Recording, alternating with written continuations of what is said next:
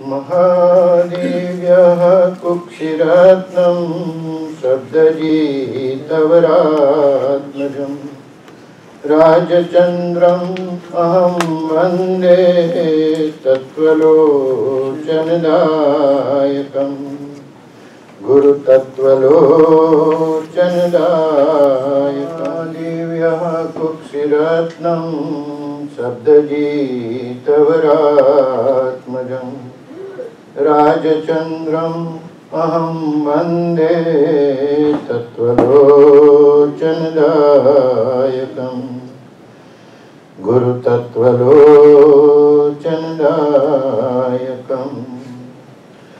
आज गुरुराज ने प्रणम्यते भावती याचना शुद्धतानी करूं छूं। आज गुरुराज ने प्रणम्यते भावती याचना शुद्धतानी करूं छूं। आज गुरुराज ने प्रणम्यते भावती याचना शुद्धतानी करूं छूं। आज गुरुराज ने प्रणम्यते भावती याचना शुद्धतानी करूं छूं। आप तो शुद्ध भावे सदाए रमो। आप तो शुद्ध भावे सदाए रमो। आप तो शुद्ध भावे सदाए रमो। आप तो शुद्ध भावे सदाए रमो। बेघड़ी शुद्ध भावे ठरूं। बेघड़ी शुद्ध भावे ठरूं। पामी जाति स्मरण जानी लीधो तमे। पामी जाति स्मरण जानी लीधो तमे। पामी जाति स्मरण जानी लीधो तमे। पामी जाति स्मरण जानी लीधो तमे। जय सनातन महाधर्म साचो। जय सनातन धर्म साचो। आत्महितकारी ते आचतो बाळा। आत्महितकारी ते आचतो बाळा। आत्महितकारी ते आचतो बाळा। आत्महितकारी ते आचतो बाळा। परम कृपाळु काढे न पाछो। परम कृपाळु काढे न पाछो। तत्व विचारणा थी सुदर्शन तसे। तत्व विचारणा थी सुदर्शन तसे। तत्व विचारणा थी सुदर्शन तसे। तत्व विचारणा थी सुदर्शन तसे। योग्यता वालई जाय साथे। योग्यता वालई जाय साथे। तो थसे पर भवे एज संस्कार थी। तो थसे पर भवे एज संस्कार थी। तो थसे पर भवे एज संस्कार थी। तो थसे पर भवे एज संस्कार थी। सत्य दर्शन विना बोध लागे। सत्य दर्शन विना बोध लागे। धर्म ते नहीं करे लोक संतोषवा। धर्म ते नहीं करे लोक संतोषवा। पूछ से आटलू जीवने। पूछ से आटलू जीवने। मुक्तिनी एक इच्छा रहे जो पूरे। मुक्तिनी एक इच्छा रहे जो पूरे। मुक्तिनी एक इच्छा रहे जो पूरे। मुक्तिनी एक इच्छा रहे जो पूरे। मुक्त संकल्प विकल्पने रे। मुक्त संकल्प विकल्पने रे। राग आदि રહિત જ્યાં ત્યાંથી થવું, રાગ આદિ રહિત જ્યાં ત્યાંથી થવું, રાગ આદિ રહિત જ્યાં ત્યાંથી થવું, રાગ આદિ રહિત જ્યાં ત્યાંથી થવું, એ સનાતન મહાધર્મ માનો, એ સનાતન મહાધર્મ માનો, પ્રાપ્ત સંયોગમાં ભાવ સમતાતણો, પ્રાપ્ત સંયોગમાં ભાવ સમતાતણો, પ્રાપ્ત સંયોગમાં ભાવ સમતાતણો, પ્રાપ્ત સંયોગમાં ભાવ સમતાતણો, સાધવો એ જ ઉપદેશ જાણો, સાધવો એ જ ઉપદેશ જાણો, ભૂલ ગુરુમાં કરી દેવ ધર્મે ખરી, ભૂલ ગુરુમાં કરી દેવ ધર્મે ખરી, ભૂલ ગુરુમાં કરી દેવ ધર્મે ખરી, ભૂલ ગુરુમાં કરી દેવ ધર્મે ખરી, સર્વ પુરુષાર્થ પણ ભૂલવાળો, સર્વ પુરુષાર્થ પણ ભૂલવાળો, તેથી મુમુક્ષુ સદગુરુ આશ્રય, તેથી મુમુક્ષુ સદગુરુ આશ્રય, સત્ય પુરુષાર્થથી દોષ ટાળો, સત્ય પુરુષાર્થથી દોષ ટાળો, શાંતિ સૌ ધર્મનું મૂળ જાણી સદા, શાંતિ સૌ ધર્મનું મૂળ જાણી સદા, શાંતિ સૌ ધર્મનું મૂળ જાણી સદા, શાંતિ સૌ ધર્મનું મૂળ જાણી સદા, ક્લેશના કારણો ટાળશે જે, ક્લેશના કારણો ટાળશે જે, ક્લેશના કારણો ટાળશે જે, ક્લેશના કારણો ટાળશે જે, સર્વ સંસારના દુઃખની આ દવા, સર્વ સંસારના દુઃખની આ દવા, સર્વ સંસારના દુઃખની આ દવા, સર્વ સંસારના દુઃખની આ દવા, આત્મ અર્થે સમય ગાળશે તે, આત્મ અર્થે સમય ગાળશે તે, આજ ગુરુ રાજને પ્રણમી અતિ ભાવતી, આજ ગુરુ રાજને પ્રણમી અતિ ભાવતી, યાચના શુદ્ધતાની કરું છું, યાચના શુદ્ધતાની કરું છું, આપ તો શુદ્ધ ભાવે સદાય રમો, આપ તો શુદ્ધ ભાવે સદાય રમો, બે ઘડી શુદ્ધ ભાવે ઠરું, બે ઘડી શુદ્ધ ભાવે ઠરું.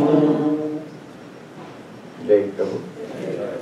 વચનામૃત 755 ધર્મથી દુઃખ માટે, એના ઉપર વિચારણા ચાલી રહી છે. આપણને એમ થાય કે ધર્મ શા માટે, ધર્મનું સ્વરૂપ શું, ધર્મની ફલશ્રુતિ એટલે કે એનાથી શું મળે, એટલે કે ધર્મ પ્રત્યેક કાળમાં અને પ્રત્યેક ક્ષેત્રે ધર્મ કરવો અનિવાર્ય છે. કારણ કે પ્રત્યેક કાળમાં અને પ્રત્યેક ક્ષેત્રે આ આત્મા રહ્યો છે અને ધર્મ આત્મા માટે કરવાનો છે, ધર્મ આત્મ સ્વરૂપની પ્રાપ્તિ અર્થે કરવાનો છે. એટલે એવું નથી કે મહાવિદ્ય ક્ષેત્રમાં ગયા કે બીજા કોઈ પણ ક્ષેત્રે ગયા કે દેવલોકમાં જો સમ્યક દ્રષ્ટિ તરીકે ગયા હોય કે મિથ્યા દ્રષ્ટિ તરીકે, પણ ત્યાં પણ ધર્મ તો આવશ્યક છે અને અનિવાર્ય છે કરવો, કારણ કે આત્માને માટે કરવો છે. એટલે જીવને સંસારનો યોગ જ્યાં સુધી છે ત્યાં સુધી આ જીવ દુઃખ સાથે સંકળાયેલો છે. જ્યાં સુધી એને સંસારથી આ સંબંધ છે ત્યાં સુધી આ જીવ દુઃખથી સંકળાયેલો છે. એ તો જોઈ ગયા કે સંસાર દુઃખનો દરિયો, સુખનો દરિયો નથી. એટલે જ્યાં સુધી આ સંસારથી આ જીવ સંકળાયેલો છે ત્યાં સુધી આ જીવ દુઃખથી સંકળાયેલો છે. એટલે નાના મોટા દુઃખના સ્વરૂપો ઘણા પ્રકારે અને ઘણા આકારે આવીને ઉભા રહી છે. આપણે બધાને ચાલ્યા જ કરતું હોય છે. અને મુખ્ય દુઃખ આપણે જોઈએ છે કે જન્મ, જરા અને મૃત્યુ, આધિ, વ્યાધિ, ઉપાધિ. એટલે પરમ કૃપાળુદેવે કહ્યું છે 213 કે આ લોક ત્રિવિધ તાપથી આકુળ વ્યાકુળ થયેલો છે. આ લોક એટલે કે આખો 14 રાજલોક સર્વ પ્રકારના દુઃખથી, આધિ, વ્યાધિ, ઉપાધિમાં બધી જ પ્રકારના દુઃખો આવી જાય. જન્મ, જરા અને મૃત્યુ એ બધા દુઃખનું સુમેળ છે. તો કે આ લોક ત્રિવિધ તાપથી આકુળ વ્યાકુળ છે. ઝાંઝવાના પાણીને લેવા દોડી તૃષા छिपावा ઈચ્છે એવો દિન છે. અજ્ઞાનને લીધે સ્વરૂપનું વિસ્મરણ થઈ જવાથી ભયંકર પરિભ્રમણ તેને પ્રાપ્ત થયું છે. હવે મને એમ થાય કે ખાલી વિસ્મરણ થઈ જવાથી પરિભ્રમણ તેને પ્રાપ્ત થયું હોત એટલું લખ્યું હતું, પણ આ જીવ જાગૃત ન થાય. કારણ કે પરમ કૃપાળુદેવ પંચમ કાળના જીવને આ પ્રસાદી આપી રહ્યા છે. હજુ ચતુર કાળમાં હોય તો આ ભયંકર શબ્દ કાઢી લીધેલો હતો, પણ પંચમ કાળના જીવો વાંચવાના છે મારું વચનામૃત. એટલે ભયંકર શબ્દ મૂક્યો ત્યાં સુધી જાગે એમ છે. એટલે પ્રભુશ્રી તો કહેતા કે ચૂંટી ખણીને તમને અમારે જગાડવા છે, ગોદડા ઓઢ્યા છે એટલે સોટી નહીં લાગે. ખ્યાલ આવ્યો? ગોદડા ઓઢ્યા હોય તો સોટી નહીં લાગે, માત્ર પીછોડી હોધી હોય તો સોટી લાગે ને જીવ જાગે. પ્રભુશ્રીજી તો કઈ કહેવામાં બાકી રાખ્યું નથી. કોણ જાગે છે? સમયે સમયે અતુલ ખેદ, જેની તુલના ન કરી શકાય એવો ખેદ, એવો શોક, એવી ગમગીની, જ્વારાદિક રોગ, પછી મરણાદિક ભય, વિયોગાદિક દુઃખ ને તે અનુભવે છે. આ 4 વસ્તુમાં બધા જ પ્રકારના દુઃખો આવી ગયા છે, બધા આકારો આવી ગયા છે. એવી અસરણતા વાળા જગતને એક સત્પુરુષ જ શરણ છે. કોણ શરણ છે? એક સત્પુરુષ જ શરણ છે. સત્પુરુષની વાણી વિના કોઈ એ તાપ અને તૃષા છેદી શકે નહીં એમ નિશ્ચય છે. આમ નિશ્ચય છે કે સત્પુરુષની વાણી વિના કોઈ એ તાપ અને આ જીવની જે ઈચ્છાઓ છે એ કોઈ પૂર્ણ કરી શકે એમ નથી. સાતા થોડી અસાતા ઘણેરી એવો છે આ સંસાર. જીવનમાં જ્યારે જાર લાગે ને અંગે ઉઠે અંગાર, છાંટે ત્યારે શીતળ પાણી, એવી મારા રાજની વાણી, એવી મારા લઘુ રાજની વાણી, એવી શ્રી બ્રહ્મચારીજીની વાણી. ઉઠાવો પ્રજ્ઞાબોધ. ગમે તેટલી આકુળતા હોય અને જીવ ક્ષમતા રાખે તો એમાંથી કઈ ને કઈ શીતળતા મળે છે. લો ઉપદેશામૃત, લો વચનામૃત. પણ આપણે શું કરીએ? ફોન કરીએ પહેલા કઈ અસાત થઈ હોય, કોઈ પણ પ્રકારની અસાત હોય કે અમને આવું થઈ ગયું છે. એક વખત જવલબાના જીવનમાં બનેલો પ્રસંગ છે.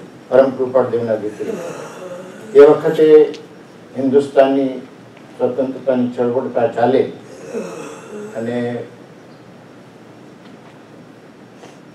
જ્યારે પ્રજાસત્તાક એટલે કે આપણને જ્યારે સ્વતંત્રતા આપી ત્યારે પછી એમ થયું કે જે કોઈ ભાઈઓએ જવું હોય પાકિસ્તાન, જે કોઈ ભાઈઓ આવું જાવ એટલી છૂટ આપી હતી કેટલો વખત પૂરતી. પણ ત્યારે હુલ્લડ ફાટી નીકળ્યું અને બધી દુકાનો અરસપરસ વિરોધીની સળગાવવા માંડી. અને આ કહેવાય કોઈક રીતે સમાચાર મુંબઈમાં આવ્યા કે કરાચીમાં એમની દુકાનો સળગે છે ને એમ. એટલે જવલબા બીજે કશે નહીં ગયા, એમના ગુરુ મંદિરમાં ગયા ઘરમાં, અને પરમ કૃપાળુદેવનું વચનામૃત હાથમાં લીધું એમ. અને વચનામૃત હાથમાં લીધું ને તેવો જ આ પત્ર પરમ કૃપાળુ દેવના એમના હાથમાં આવી ગયો. વચનામૃત 492, વચનામૃત 492 એમણે ખોલ્યું વચનામૃત, અને વચનામૃત 492 જ આવી ગયો એમ. તો સૌભાગભાઈને એમણે આ પત્ર લખ્યો છે. અમારા ચિત્તમાં તો એમ આવે છે કે મુમુક્ષુ જીવને આ કારણે વિશે સંસારની પ્રતિકૂળ દશાઓ પ્રાપ્ત થવી તે તેને સંસારથી માની શકાય. આપણાથી આ વચન નથી માની શકાતું. તો આપણે પૂરેપૂરી હજુ પરમ કૃપાળુદેવની શ્રદ્ધા થઈ અને જે જવલબાને શાંતિ થઈ પરમ કૃપાળુદેવના વચન આ વાંચીને, કે અમારા ચિત્તમાં તો એમ આવે છે કે મુમુક્ષુ જીવને, આપણે મુમુક્ષુ છે, હા, તો પછી આપણને આ માન્ય છે તો કે કરવું પડશે. નહીં માન્ય હોય તો બી કરવું પડશે, કારણ મુમુક્ષુતા આવ્યા વગર ઉપદેશ તમને આપણને પરિણામ પામવાનું નથી. એટલે આ કારણે વિશે સંસારની પ્રતિકૂળ દશાઓ પ્રાપ્ત થવી તેને સંસારથી તરવા બરાબર છે. કોને? મુમુક્ષુ માટે. એટલે પ્રભુશ્રીજી કહે અભ્યાસ કરો તો પરીક્ષા પણ આવે. મેં તો કોઈ વિદ્યાર્થીને એમ નથી સાંભળતો જોયો કે અમને વગર પરીક્ષાએ ઉપર મૂકી દીધા. પરીક્ષા પણ આવે. અને અનંત કાળથી અભ્યાસેલો આ સંસાર, અનંત કાળથી અભ્યાસેલો આ સંસાર સ્પષ્ટ વિચારવાનો વખત પ્રતિકૂળ પ્રસંગે વિશેષ હોય છે. ત્યાં સુધી યાદ કરીએ છીએ આપણે જો બધું આપણી મતીથી ચાલતું હોય બધું, તો આ ગયા કબાટમાં. કબાટ ખોલે તો ભાગ્ય એમના, આપણા ભાગ્ય ને એમના ભાગ્ય ને, કે આજે અમને યાદ કીધા એમ. અનુકૂળ સંજોગો હોય તો જીવ કોઈ પણ દિવસ પ્રભુને યાદ જ નહીં કરે એમ. સુખમાં સોની સાંભળે. તો અહીંયા તો કહ્યું કે સ્પષ્ટ વિચારવાનો. સંસારને આ જીવ કહેવા માંગે છે પરમ કૃપાળુદેવ કે સમય લઈને એનું સ્વરૂપ જ નથી વિચારતો. એનું જો ખરેખરી રીતે સ્પષ્ટ સ્વરૂપ વિચારે તો સંસાર કેવળ અશાતામય છે.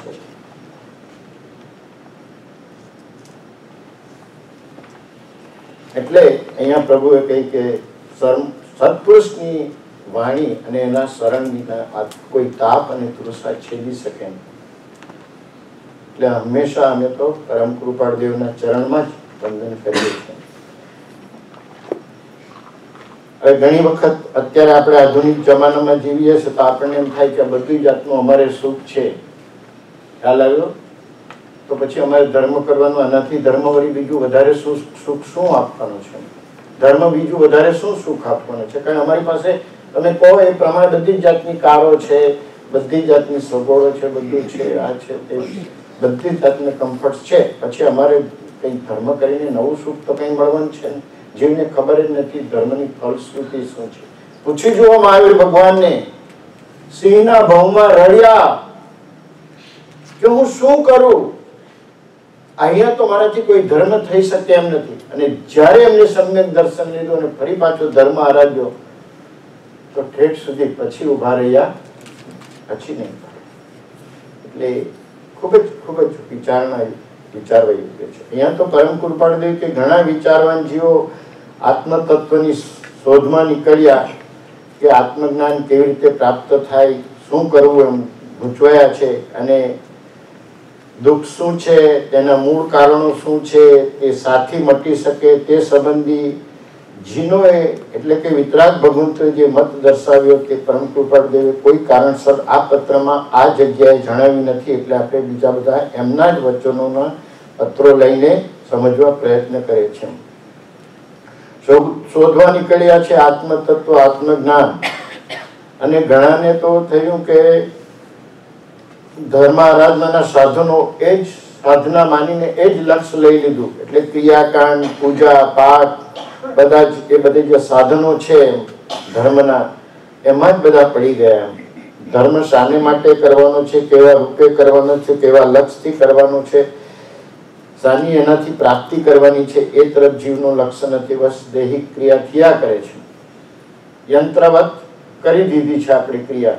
એટલે પેલું ચાલ્યા કરે છે, ચક્કર ચાલ્યા કરે છે. પણ અમને ખબર નથી કાંકરિયાના તળાવના ઘીસ જેવી દશા છે. ચાલ્યા કરીએ છીએ. જાગૃતિ સહિત સાધના થોડી થાય તો થોડી, ભલે થોડું તો એ પરમ સુખનું કારણ બનો, ભલે થોડું તો એ પરમ સુખનું કારણ બનો, સુની વાણી તારી હિત હિત જાણી પરિણમો, હિત હિત જાણી પરિણમો, કરુણાણુ સ્વામી સહજ પરમાર્થી ભવિજનો, કડી કાળે તારું શરણ પકડી નિર્ભય બનો. ભલે થોડું પણ પરમ સુખનું એટલે મોક્ષનું સુખ મળે, આત્મ સ્વરૂપનું સુખ મળે એવું થાવ. આજે આખો દિવસ અમે આ કર્યું પણ કઈ નીકળ્યું નહીં. થોડું કરો કે જે મોક્ષના હેતુભૂત રૂપ થાય, પરમ પૂરતી જાગૃતિ સહિત, એમની આજ્ઞા સહિત. મને સમજાતું નથી, સમજાવો. આટલું એક વચન સમજવું છે. વિચારણા કરો, આત્મસિદ્ધિ વિચારણા કરીએ. પ્રભુ શ્રી કે નહીં સમજાય છતાં દરરોજ પડવામાં આવે તો કામ કાઢી રાખે, તો પછી દરરોજ પડીને વિચારવામાં આવે તો પછી એટલે જીવ આ રીતે ધીરે આ બધી શું છે, કોઈ મોક્ષે પહોંચી નથી જવાનું અત્યારે. યોગ્યતા પ્રાપ્ત કરવા માટેનું છે. નહીં તો આત્મસિદ્ધિ આટલી સરળ ભાષા છે, પણ એ તો દ્રવ્યાનું યોગ છે. આ તો આ પુરુષની અનંતીકરણ સૌભાગભાઈની અરજી આવીને પડી છે કે પ્રભુ 6 પદનો પત્ર કઈ યાદ રહે એવો નથી. લઘુરાજ સ્વામી પણ સૌભાગભાઈને કહ્યું તમે કઈ વિનંતી કરો ને કે કઈ આ પદ્યમાં લખે કે ગાઈ શકીએ તો ખાટલામાં પડ્યા પણ અમે ગાઈશું. બાકી 6 પદના પત્રમાં તો અમારે ચાંચ ડૂબે એમ છે.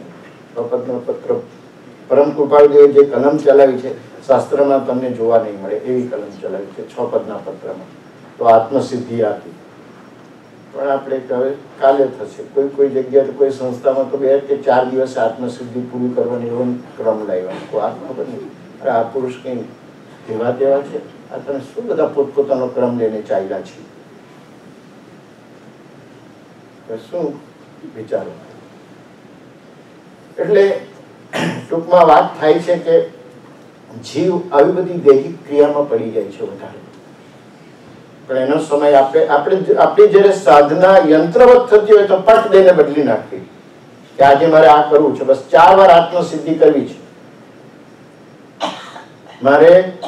આજે આટલી ગાથા ઉપર પૂજ્ય શ્રી બ્રહ્મચારીજીએ વિચારણા આપી છે, એના ઉપર વિવેચન આપ્યું છે તે વિચારું છું. આજે 36 માળાનો ક્રમ કરવો છે, કઈ નહીં બેસી રહેવું છે, 36 માળાનો ક્રમ કરવો છે. આમણે કઈ લિમિટ નથી મૂકી કે તમારે 2 જ વાર ખાવાનું, 1 જ વાર ખાવાનું, ઉપવાસ કરવાના છે. આશ્રમમાં એવું કઈ નિયમ છે? રસોડું જોઈએ તેટલી વાર ખુલ્લું રહે છે. ટૂંકમાં ભક્તિ કરો, જાગૃતિથી ભક્તિ કરો. એટલે ક્રમ બદલી નાખો. જયારે યંત્રવત થઈ જાય છે ત્યારે ચીલા ચાલુ થઈ જાય છે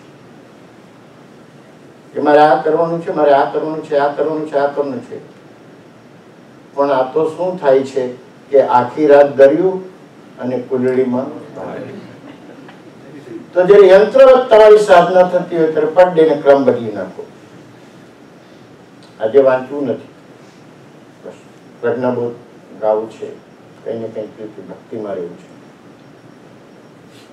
આજે આ 3 મંત્રો છે એના બરાબર એના ઉપર વિચાર કરી એના અર્થ સમજવા છે. કોઈ ને કોઈ રીતે સાધના બદલીને કરી દો. જિનાલયમાં આવો, અહીંયા બેસો, અહીંયા કરીને એ કરીશું.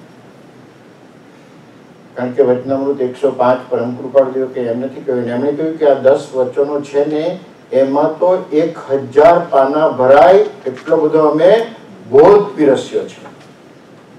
તો કે એકાંતવાસ ને વખાણના, તીર્થાદિ પ્રવાસનો ઉપયોગી, આહાર વિહારનો નિયમિત, આ બધી યોગ્યતા માટેનું છે. મહાવીરના બોધને પાત્ર કોણ? કે અમે બીજા શ્રી રામ કે શ્રી મહાવીર છે. હે ત્રિભુવનભાઈ, અંબાલાલભાઈને કહેજો કે તમારે જો અમારો બોધ સાંભળવો હોય ને તો આ 10 કમાન્ડમેન્ટ્સ અમે મોકલીએ છીએ.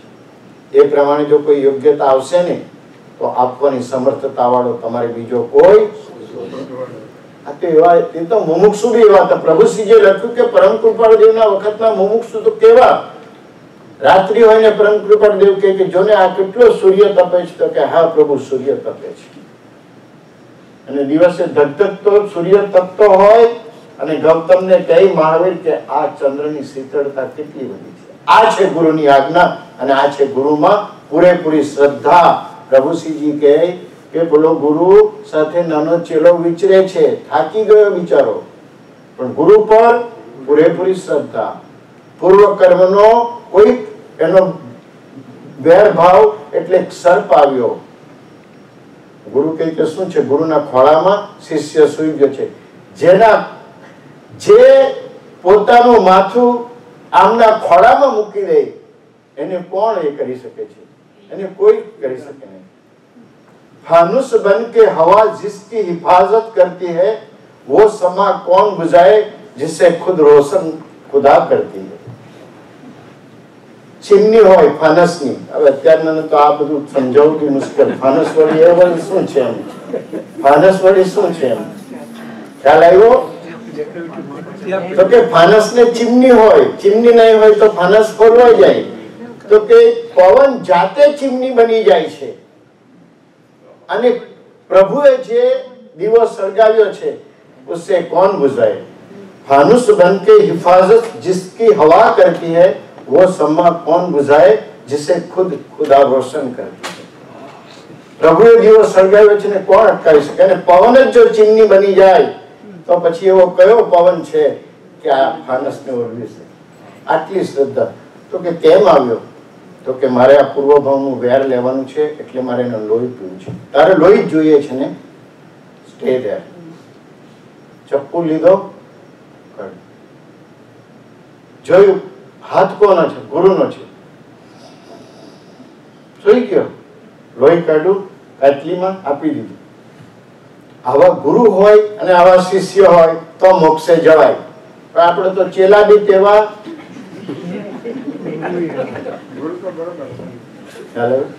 એટલે આવું છે. આ રીતે ધર્મ કર્યા કરીશું તો ચાલશે નહીં. આપણી પાસે સમય નથી. આપણી પાસે સમય નથી. આવશે આગળ વાત કરી. એટલે આવી ક્રિયા, કારણ કે આ તે તો ભરૂચના અનુપચંદ મુલકચંદભાઈની આપણે ઘણી વાર વાત કરી છે અને એમને તો પ્રભુશ્રીજીએ સમાધિ મરણ કર્યું. ક્યાં કરાવ્યું? જોગ ક્ષેત્ર. જો કોની પાસે માંગણી કરેલી, કોણ સમાધિ મરણ કરાવે? કેવી ભાવના હશે. આ શું છે? પ્રભુએ એમના ઘરનું અન્ન ખાધું છે. 1 માસ સુધી પરમ કૃપાળદેવ 2 વખત ગયા છે અને કુલ્લે 1 માસ સુધી અનુપચંદ મુલકચંદભાઈને ત્યાં રહ્યા છે. બહુ પ્રભાવશાળી હતા, જે સાધુ સાધ્વીઓને, શ્રાવક શ્રાવિકોને ભણાવતા એમ અને આચાર્ય સાથે ચર્ચા કરતા ધર્મની. એમને ત્યાં પરમ કૃપાળદેવ રહ્યા અને જોયું શસ્ત્રને એટલા જાણકાર એમ, પણ જોયું કે એમને ક્રિયા, પૂજા આદિ એટલું બધું ગળા બુટ ડૂબેલા દૈહિક ક્રિયામાં એમ, અને પાછી એની વિધિ અને એનો નિષેધ નો પણ તેટલો જ આગ્રહ એમ કે. એટલે ત્યારે પરમ કૃપાળદેવને એમનો કઈક એવો રોગ લાગુ પડ્યો. એટલે પરમ કૃપાળદેવને એમણે એમના સંગાળામાં જોયું, પણ એમને એવા કોઈ સ્થિરતા વાળા કે એવી એના વાળા આચાર્ય કોઈ મળ્યા નહીં કે આ મારા સંગાળામાંથી મને કોઈ સમાધિ મરણ કરાવી શકે. વિચારવાન જીવ છે, ધાર્મિક જીવ છે, શાસ્ત્રના અભ્યાસી છે, એટલે એમ નહીં કહી દીધું કે મારું સમાધિ મરણ કરાવો.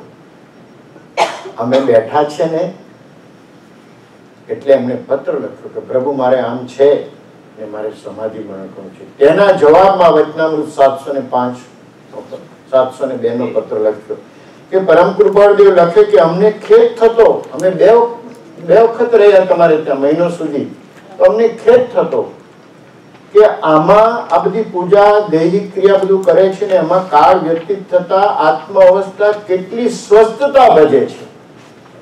કારણ કે ક્રિયા પૂજા એ બધી દૈહિક ક્રિયા છે. કંકુ ચડાવો, ચોખા આમાં નાખો, અહીં કીધા અષ્ટ પ્રહરી પૂજા કરી, આ કરી, પેલું કરી, કોઈનો નિષેધ નથી. ભાવ છે વસ્તુ છે. અને એમાં જ આખો દિવસ ગાળે. પછી કોઈ સાધુ સાધ્વીજીને ભણાવવા જાય, કોઈ શ્રાવક શ્રાવિકા આવે અને આ કે આ મારે સમજવું છે, અમને આ સમજાતા નથી, ગાંગે અણગારના ભાંગાને આ બધું સમજાતું નથી, અમને સમજાવો. એમાં એમાં જ ચાલ્યા કરે. એટલે પરમ કૃપાળુએ એમને લખ્યું કે આત્મ અવસ્થા કેટલી સ્વસ્થતા ભજે છે અને શું યથાર્થ સ્વરૂપનો આત્મવિચાર તમે કરી શકો છો. આમાં આત્મવિચાર કર્તવ્ય રૂપ ધર્મ તમે કરી શકો છો એમ. અને તમે આટલો બધો સમય આમાં ગાળી નાખો છો, એ તમને તેનો આટલો બધા પરિચયનો ખેદનો હેતુ નથી લાગતો. તમને ખેદ નથી થતો, પણ જીવને આનંદ થાય છે કે અને એનો સંતોષ થાય છે કે હું ધર્મ કરું છું એમ. પરંતુ સાંજે છેડે કુલડીમાં જ હોય એમ, બિચારો આંધળો વણે અને વાછરડો ચાવે એના જેવું થઈ જાય છે. દોરડું પાછું જોવા જાય કે ઘૂંટડું કેટલું થયું, ખાઈને પૂરું થઈ ગયું, કઈ મળે નહીં. ઉપાર્જન કોઈ પણ ક્રિયા એ નથી, પરંતુ દેવલોકમાં ફેરવી લાવે થોડોક વખત અને પછી ત્યાં બધું પૂરું થઈ ગયું હોય એટલે સીધા એકેન્દ્રિયમાં ચાલ્યા જાય. એકેન્દ્રિયમાંથી નીકળવું અત્યંત મુશ્કેલ છે. વધારેમાં વધારે જગ્યા પણ ત્યાં જ છે. હવે માણસો તો અત્યારે ભરત ક્ષેત્રના માણસોની ગણતરી કરો તો વધારેમાં વધારે 6 કે 7 અબજ છે. પણ તમે એકેન્દ્રના જીવો ગણો. પરમ કૃપાળુદેવ પ્રભુશ્રીજીને લખ્યું કે કાજળના કૂપાની પેરે ઠાંસીને ભર્યા છે કે જે જીવ અગ્નિથી બળતા નથી અને તીક્ષ્ણ શસ્ત્રથી પણ છેદાતા નથી. એટલી સૂક્ષ્મતા વાળા જીવો છે. અને આ જીવ અનંત વારેમાં જઈ રહ્યો છે. અનંતકાળ ક્યાં કાઢ્યો? અનંતકાળ ક્યાં કાઢ્યો? એટલે કે તમને આ ખેદનો હેતુ નથી લાગતો એમ. એટલે પછી એમને આ પત્રમાં સમજણ આપી છે કે જેમાં થોડો ઉપયોગ લ્યો તો ચાલી જાય એમ છે, તો તેમાં આખો આત્મા ઓતપ્રોત થઈ જાય એમ. માત્ર દેહી ક્રિયા જેમાં આત્મનિષ્ઠા આદિ દોષનો સંભવ રહે છે. આત્મા ભૂલાઈ જાય છે. ખ્યાલ આવ્યો? આત્મા ભૂલાઈ જાય છે. એટલે એમણે લખ્યું કે અનેકાંતિક માર્ગ પણ સમ્યક એકાંત એવા નિજ પદની પ્રાપ્તિ કરવા સિવાય બીજા અન્ય હેતુએ ઉપકારી નથી. શ્યાદવાદ માર્ગ, અનેકાંત માર્ગ એ પણ સમ્યક એકાંતને નિજ પદની પ્રાપ્તિ કરવા સિવાય બીજા અન્ય હેતુએ ઉપકારી નથી. એમ કેવો સુંદર બોધ આપ્યો અને ત્યાંથી અમને ઉઠાવી લીધા. પરમ કૃપાળદેવનું દેહાંત થઈ જાય છે સંમત 1957 અને ત્યાર પછી પ્રભુશ્રીજી આશ્રમની સ્થાપના થયા પહેલા વિચરતા હતા. પાલિતાણા પ્રભુશ્રીજી મારા ખ્યાલ મુજબ ઉપર ચઢાણ કરતા હતા અને એ નીચે ઉતરતા હતા. અને ઉતરતા થોડો સમય રહ્યો બંનેનો મેળ થવાનો, એને એકદમ છાતીમાં દુખી આવ્યું અનુપચંદભાઈને. વર્ણ બહુ પ્રભાવશાળી છે. એમને તમે ફોટો જુઓ ને તો તમને લાગે કે આ પ્રભાવશાળી પુરુષ હશે. છાતીમાં દુખાય થઈ ગયો અને પ્રભુશ્રીજી પાસે આવ્યા. પ્રભુશ્રીજી પૂછે છે તો જ્ઞાની છે, એમને જે રીતે મધ્યમરણ કરાવવું તો તમે ઓળખ્યો? તો કે હા, તમે પ્રભુશ્રીજી. તો કે દોહરા આવડે છે? તો કે આવડે છે. તો કે બોલો, ફરી બોલો, ફરી બોલો. ચોથી વાર બોલતા બોલતા પ્રભુશ્રીજીની સમક્ષ દેહ ત્યાગી દીધો અને કયું ક્ષેત્ર કે જેના કાંકરેથી જીવો મોક્ષે ગયા છે, પાલિતાણાથી. અને ભગવાન ઋષભદેવ પણ કેટલી વાર પધાર્યા છે? 99 વાર. પૂર્વ 99. એટલે વિચાર કરો કે કેવું એમ માંગણી અને કેવું એ થાય છે. એટલે સત્પુરુષ વિના માર્ગ નથી, પણ જીવ નહીં સમજે તો પછી આ રીતે ચાલ્યા કરે છે. એટલે આ રીતે એ થયા કરે છે કે ભાઈ આમ જ થવું જોઈએ, આમ જ થવું જોઈએ, તમે સાધુપણું લીધું એટલે આમ થવું જોઈએ, આ પહેરવું જોઈએ, પેલું પહેરવું જોઈએ, આટલી લંબાઈની મૂહપત્તી હોવી જોઈએ, આ પટલી. આ તો રડે કે આ મૂહપત્તી છે એટલે મારો અને તમારો વિયોગ રહે છે, મારે આ મૂહપત્તી નથી જોઈતી. અને બંને રડે, શિષ્ય રડે અને ગુરુ એનાથી રોધાય. એમને થયું કે મેં શું આ કર્યું, આ શું કર્યું? અને પછી પ્રભુ કહે કે અમુક પત્ની દેવકરણજીને કહી તમે આપો મુનિશ્રીને, પણ આ જે વડવાને અમે જ્યાં રહીએ છીએ તેને 20 માઇલના અંતર સુધી તમારે મોહપત્તી બાંધી. બસ. તો અહીંયા એક બીજી વાત પરમ કૃપાદેવ મૂકી છે, વચનામૃત 22 સ્વરોદય જ્ઞાન, કે આવા પુરુષો કેટલી ઊંચી દશા પામી ગયા હોય અને જીવો પછી એના વેશ તરફ જોતા હોય અને એમની દૈહિક ક્રિયા, આમ નહીં કર્યું, તમે મુનિ છો તો 2 વાર પડી લેણા થવા જોઈએ, આમ થવું જોઈએ, પેલું થવું જોઈએ, આ થવું જોઈએ. તો પરમ કૃપાળદેવ બહુ સુંદર બોધ મૂક્યો છે. પહેલા તો હું ખાલી વચન જ વાંચી લઉં કે પરમ કૃપાળદેવે 334 ના પત્રમાં એક બહુ સુંદર શબ્દાર્થ મૂક્યો છે. શબ્દાર્થ પણ નથી, એમણે લખ્યું છે 334માં પાના ઉપર કે જેથી જ્ઞાનીઓ, બીજા પેરેગ્રાફમાં, કે જેથી જ્ઞાનીઓ સર્વસંગ પરિત્યાગ કરી અપ્રતિબદ્ધપણે વિચરે છે, કે ઘણા જ્ઞાની પુરુષો થઈ ગયા છે, તેમાં અમારી જેવા ઉપાધિ પ્રસંગ અને ચિત્ત સ્થિતિ ઉદાસીન, અતિ ઉદાસીન તેવા ઘણું કરીને થોડા પ્રમાણમાં થયા છે. ઉપાધિ પ્રસંગને લીધે આત્મા સંબંધી જે વિચાર તે અખંડપણે થઈ શકતો નથી. જ્ઞાની પુરુષને હંમેશા આત્મામાં જ રહેવું હોય, પણ બાહ્ય ઉપાધિ છે એટલે અખંડપણે આત્મામાં રહી નથી શકાતું, એમને દુઃખ લાગે છે. હવે વિચાર કરો, આપણને દુઃખ શાનું લાગે છે? અલાંઠી વળાતી નથી, નીચે બેસાતું નથી, ઉપર બેસે, આને આત્મામાં અખંડપણે નથી રહેવાતું, એનું દુઃખ લાગ્યું છે. જ્યારે એ દુઃખ લાગશે ત્યારે મોક્ષ દૂર નથી. તેથી ગૌણપણે થયા કરે છે. તેમ થવાથી ઘણો કાળ પ્રપંચ વિશે રહેવું પડે છે, આ માયાજાળ છેતરામણીમાં, ધંધામાં રહેવું પડે છે. અને તેમાં તો અત્યંત ઉદાસીન પરિણામ થઈ ગયેલ હોવાથી ક્ષણવાર પણ ચિત્ત ટકી શકતું નથી. અને એ તો ગમતું નથી. જેમ જેમ હડસેલીએ તેમ તેમ વધે ન ઘટે. કેટલો પુરુષાર્થ છે એને બી હટાવવાનો, એમ પણ પૂર્વે બાંધ્યું છે, એમણે જ આ એ કરેલું છે. એ વસ્તુ વચનામૃત 339માં ગર્ભિત રીતે એમણે મૂકી દીધી કે અમે પ્રેરેલું આ કામ છે. ત્યારે મોરબીમાં હતા ને જ્યોતિષી જ્ઞાન જાણતા કર્યું, કારણ કે અમારે અમારા કર્મનો ભોગવટો કરી લેવાનો છે. ત્યારે જે કંઈ માંગવાનું છે ને રેવાશંકરનું, એ આપીને જવું છે. અમારે તો જોઈ ગયા, જ્ઞાની પુરુષને દેવાની જ પ્રવૃત્તિ હોય. આગળ લખે કે જેથી જ્ઞાનીઓ સર્વસંગ પરિત્યાગ કરી અપ્રતિબદ્ધપણે વિચરે છે. સર્વસંગ એનો હવે પરમ કૃપાળદેવ લક્ષાર્થ કહે છે. એ શબ્દનો લક્ષ શું છે? સર્વસંગ પરિત્યાગ. સર્વસંગ પરિત્યાગ એટલે કઈ તમે આ કરી લ્યો, આ બધું તો બરાબર છે, પણ જો તમારો લક્ષ ન હો તો મોક્ષ અતિ દૂર છે. અહીંયા કહ્યું કે સર્વસંગ શબ્દનો લક્ષાર્થ તો એવો છે કે અખંડપણે આત્મ ધ્યાન કે બોધ મુખ્યપણે ન રખાવી શકે એવો સંગ. તો આપણને થાય મુનિ અને મુનિ સાથે રહેવામાં શું વાંધો છે? પરંતુ જો તમારા આત્મામાં તમારો ઉપયોગ પૂર્ણપણે ન રાખી શકાતો હોય અને એવો સંગ થયો છે તો તે સર્વસંગ પરિત્યાગી પણ નથી. અહીંયા એ વાત પરમ કૃપાળદેવે 160 ના પાના ઉપર મૂકી છે. અને પત્રંગ 334 જોઈ ગયા કે આ છે પાના નંબર 160, પત્રંગ 22. અહીંયા ચિદાનંદ સ્વામીનું પ્રભુશ્રીજીએ દર્શન કર્યા છે. પ્રભુશ્રીજી 7 વર્ષના 8 વર્ષના હતા એવું વાંચનમાં મારા આવ્યું છે.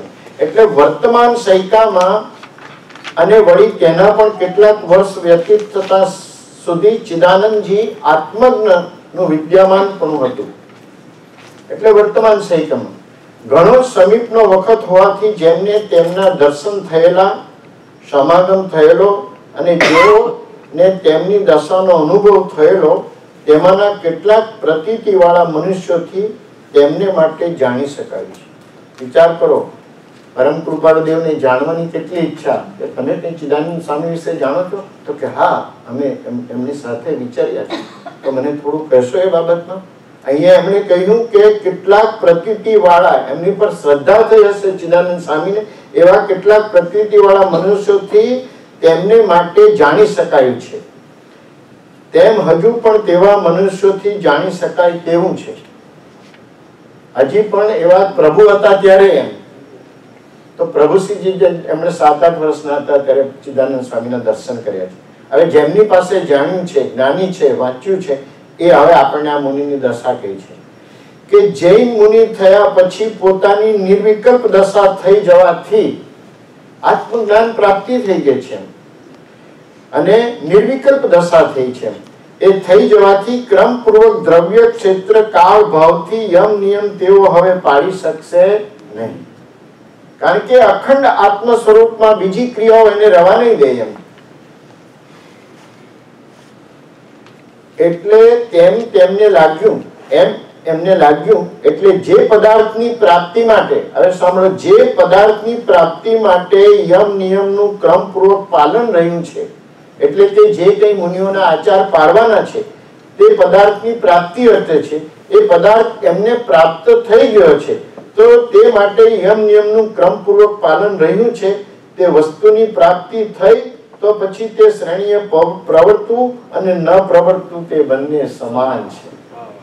આ આત્મજ્ઞાની પોતે. અને હવે તમે ક્યાં કપડાને પકડી રાખો? આ ચિદાનંદ મુનિને થયેલો અનુભવની વાત કરું છું આ વાંચન ઉપરથી. આમ તત્વજ્ઞાનીઓની માન્યતા છે, અમે પણ એમ કે આને માન્ય કીધું છે કે જે દશા તમારે પ્રાપ્ત કરવાની છે એ દશા પ્રાપ્ત થયા પછી આ 2 વાર પડેલા થયા કે નહીં થયું, પેલું થયું કે નહીં થયું, પોતે આત્મજ્ઞાની છે. આત્મજ્ઞાન પ્રગટ્યું છે ને નિર્વિકલ્પ દશા જેવી છે. તો પછી એ શ્રેણીમાં પ્રવર્તવું કે ન પ્રવર્તવું એ બંને સમ છે. આમ તત્વજ્ઞાનીઓની માન્યતા છે. જેને અપ્રમદ ગુણ સ્થાનકે રહેલો મુનિ એમ નિર્ગ્રંથ પ્રવચનમાં માનેલું છે. અપ્રમદ ગુણ સ્થાનક છે, 7મું ગુણ સ્થાનક છે, પછી તો શ્રેણી માંડવાના છે કેવળ જ્ઞાન માટે. અને 48 મિનિટમાં અપ્રમદ ગુણ સ્થાનક વાળો જીવ કેવડી ભગવંત થઈ જાય છે 48 મિનિટની અંદર. બીજા ગુણ સ્થાન તો પછી નામ માત્ર ના છે, એકદમ સમયવર્તી છે બધા. 8મું 9મું 10મું 11મું 12મું. અને અંતર મુહૂર્તમાં હું તમને કેવળ જ્ઞાન કરાવું એવું સમ્યક દર્શનની તમને શરત આપી છે, કોલ આપ્યો છે. તો અહીંયા કહ્યું કે નિર્ગ્રંથ પ્રવચનમાં માનેલું છે. નિર્ગ્રંથ પ્રવચન એટલે આગમના વચનો મૂક્યા છે. એમાંની સર્વોત્તમ જાતિ માટે કંઈ કહી શકાતું નથી. એમાં પણ પાછા ઉત્તમ મુનિઓ એના માટે કંઈ કહી શકાતું નથી. પણ એકમાત્ર તેમના વચનનો મારા અનુભવ જ્ઞાનને લીધે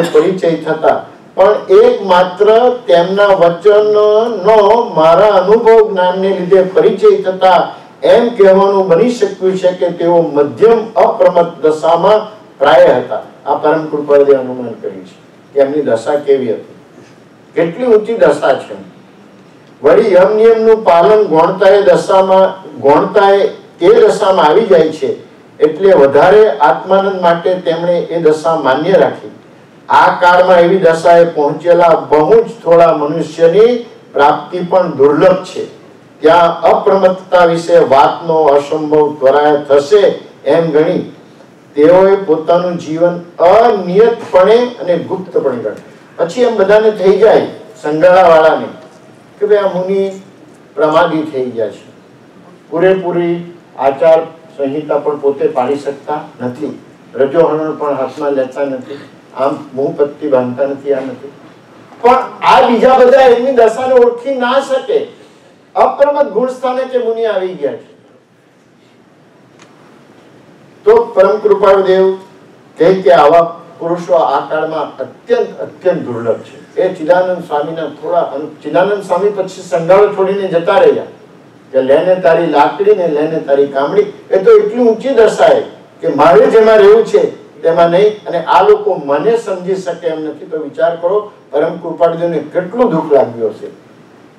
રેવાશંકર આજે આવે છે તો કે હે પાર્શ્વનાથ, અમારો ક્રમ જળવાવજો, આમ થજો.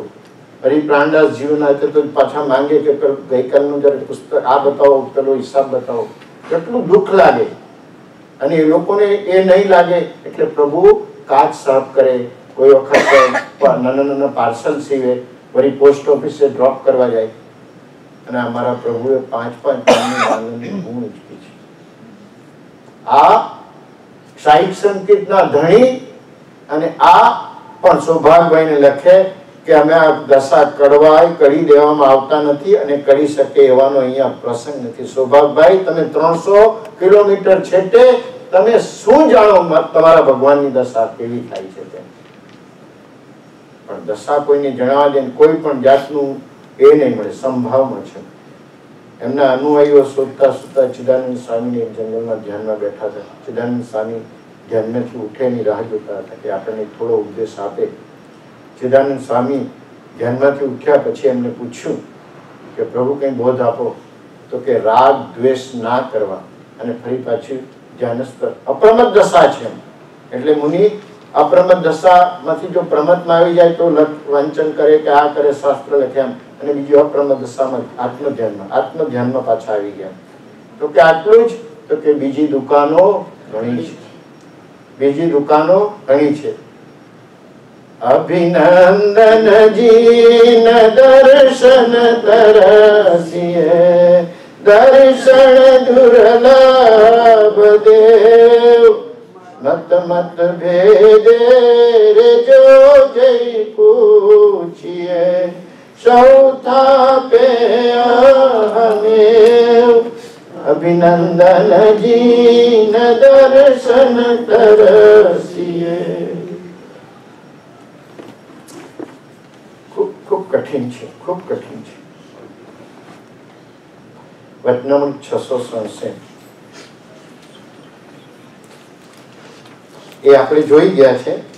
માફ કરજો કે આત્મજ્ઞાન સિવાય ગૌતમે પણ જોયું કે આ અન્ય સર્વ ઉપાય અજીત છે.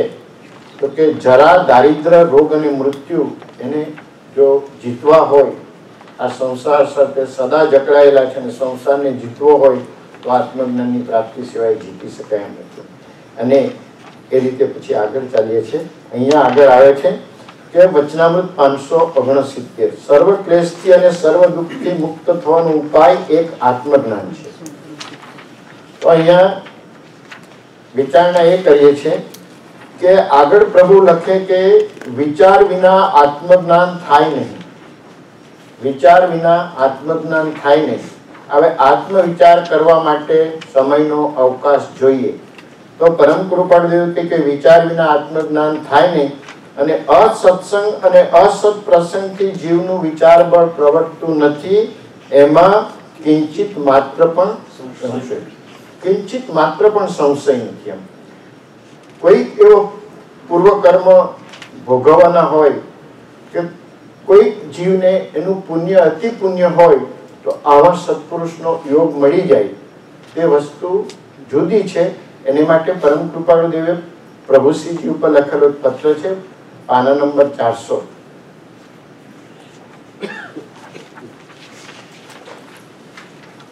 એમાં લખ્યું પાના નંબર 400 પર બીજા ફકરામાં વચ્ચેથી વિષમ, પત્ર નંબર 500 પાના નંબર 400. વિષમ અને ભયંકર આ સંસારનું સ્વરૂપ જોઈ, વિષમ અને ભયંકર આ સંસારનું સ્વરૂપ જોઈ. વચ્ચેથી છે બીજા ફકરામાં. વિષમ અને ભયંકર આ સંસારનું સ્વરૂપ જોઈ તેની નિવૃત્તિ વિશે અમને બોધ થયો કે આ સંસારને કેવી રીતે નિવૃત્ત કરવો. જે બોધ વડે જીવમાં શાંતિ આવી, સમાધિ દશા થઈ, તે બોધ આ જગતમાં કોઈ અનંત પુણ્ય જોગે જીવને પ્રાપ્ત થાય છે. સત્પુરુષનો બોધ અનંત પુણ્ય જોગે. આ સંસારની સ્થિતિ કેવી છે? વિષમ અને ભયંકર આ સંસારનું સ્વરૂપ જોઈ તેની નિવૃત્તિ વિશે અમને બોધ થયો. જે બોધ વડે જીવમાં શાંતિ આવી, સમાધિ દશા થઈ તે બોધ આ જગતમાં કોઈ અનંત પુણ્ય જોગે જીવને પ્રાપ્ત થાય છે એમ મહાત્મા પુરુષો ફરી ફરી કહી ગયા છે. તો કોઈ પ્રશ્ન રહે? મહાત્મા પુરુષો ફરી ફરીને કહી ગયા છે આ દુષ્મ કારણે વિશે અંધકાર પ્રગટી બોધના માર્ગને આવરણ પ્રાપ્ત થયા જેવું થયું છે. તે કાળમાં, આ કાળમાં એટલે તે કાળમાં એટલે એવો આ કાળ છે, એવા કાળમાં અમને દેહજોગ બન્યો કે અમારું જન્મવું તો ચતુર્થ કાળમાં પણ દુર્લભ. આ તો વાની મારી ભય. ના ના, અમારા પુણ્ય ક્યાં જવાના પ્રભુ? અમારા પુણ્ય ખેંચી લાવે તમને. તે કાળમાં અમને દેહજોગ બન્યો. તે કોઈ રીતે ખેદ થાય છે, પ્રભુને ખેદ થાય છે કે ક્યાં અમારું તો ચતુર્થ કાળમાં પણ દુર્લભ એમ. તથાપિ પરમાર્થથી તે ખેદ પણ સમાધાન રાખ્યા કર્યો છે. પણ તે દેહજોગમાં કોઈક વખત કોઈ મુમુક્ષુ પ્રત્યે વખતે લોક માર્ગનો પ્રતિકાર ફરી ફરી કહેવાનું થાય છે. જે જીવોને આ આત્મવિચાર કરવાનો અવકાશ મળે તેવા મુમુક્ષુ પરમ કૃપાળુ દેવના સંજોગમાં આવે તો સાનિધ્યમાં તો કોઈક વખત કોઈ મુમુક્ષુ પ્રત્યે વખતે આ લોક માર્ગ, એમણે કહ્યું કે લોક પદ્ધતિમાં કાળ વ્યતીત કરવો એ મુમુક્ષુ જીવનું લક્ષણ નથી. વચનામૃત 882. તો લોક માર્ગનો પ્રતિકાર કરે છે અને ફરી ફરી કહેવાનું થાય છે જે જોગમાંનો જોગ તમારા અને દેવકરણજી સંબંધમાં સહેજે બન્યો છે. મુનિશ્રીને લખે કે તે જોગમાંનો જોગ તમારા અને શ્રી દેવકરણજીમાં સંબંધમાં સહેજે બન્યો છે, પણ તેથી તમે અમારું કહેવું માન્ય કરો એવા આગ્રહ માટે કંઈ પણ નથી કહેવાનું થતું કે અમારું માન્ય કરો એમ, એવું અમારું કોઈ થવાનું નથી. પ્રભુ કહે કે અમે બોધ રૂપે કે પત્રમાં લખ્યું હશે, આદેશ રૂપે અમે કોઈને કહ્યું નથી. વચનામૃત 466 ઘરે જઈને વાંચશો એટલે ખબર પડે એમ. એટલે માત્ર હિતકારી જાણી તે વાતનો આગ્રહ થયો હોય છે કે થાય છે એટલો લક્ષ રહે તો સંગનું ફળ કોઈ રીતે થવું સંભવે છે. તમે વિષમ દ્રષ્ટિ ના કરતા મુનિઓ, પણ માત્ર હિતકારી જાણીને તે વાતનો આગ્રહ થયો હોય છે કે થાય છે કે મુનિ, તમે મુનિપણું લીધા પછી કેમ કાળ વ્યતીત કરો છો મને કહો.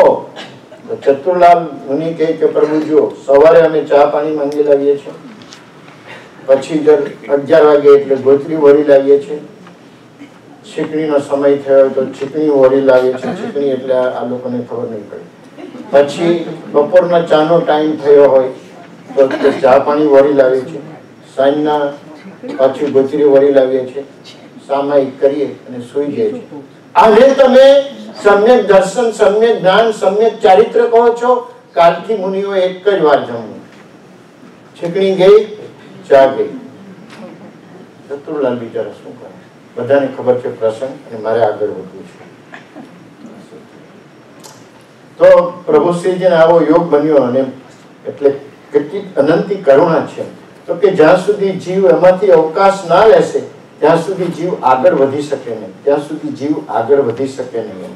એટલે 569 ના પત્રમાં કહ્યું કે સર્વ ક્લેશ અને સર્વ દુઃખથી મુક્ત થવાનો ઉપાય એક આત્મજ્ઞાન છે.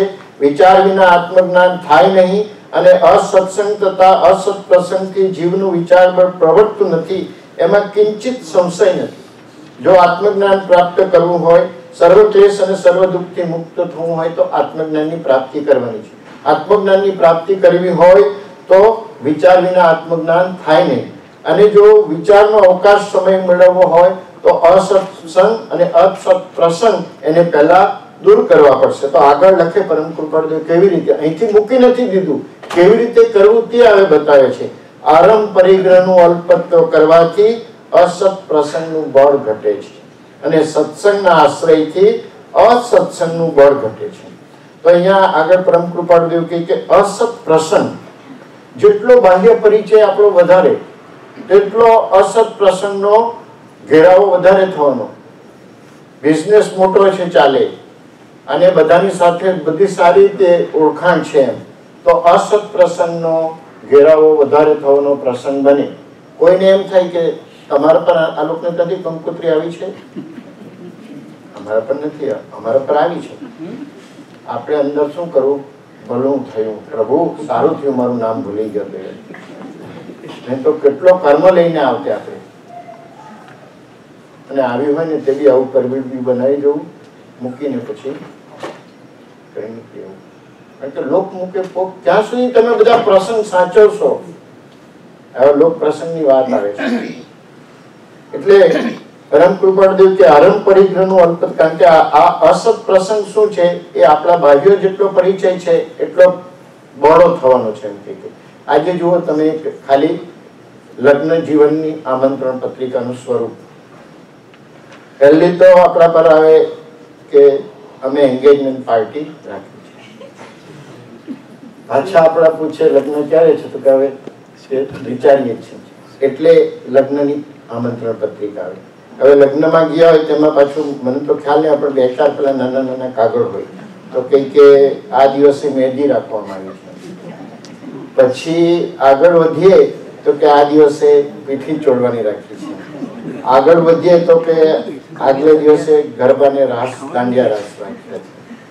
પછી આગળ વધીએ એટલે આ લગ્નમાં અમુક જણને બોલાવવાના છે, એટલે આપણે ના લખવાનું હતું. પછી સાંજે લગ્ન પછી રિસેપ્શન છે, એટલે આ લગ્નનું સ્વરૂપ થયું.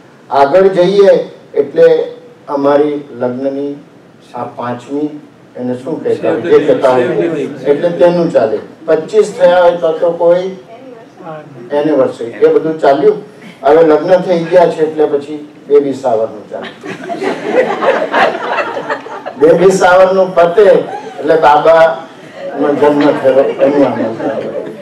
પછી બાબાની વર્ષગાંઠ હોય, પછી સ્વીટ 16 હોય, પછી હવે તો મા બાપો સાથે આવી ગયા છે ઘરે રહેવા એટલે દાદાની 75મી. આ રીતે પછી થોડા પૈસા થયા એટલે ઘર લઈએ. ખ્યાલ આવ્યો? આ છે આમંત્રણ પત્રિકાઓનું સ્વરૂપ અને અસત પ્રસંગનું સ્વરૂપ. જેટલો બહોળો પરિચય મ બોલીને ચાલી જતું હોય ને તો શાંતિભાઈ કે મગ બોલવાની જરૂર નથી. બોલવા જશો તમારું એડ્રેસ આપો મને, એટલે કંકોત્રી આવી જ પડી જાણો.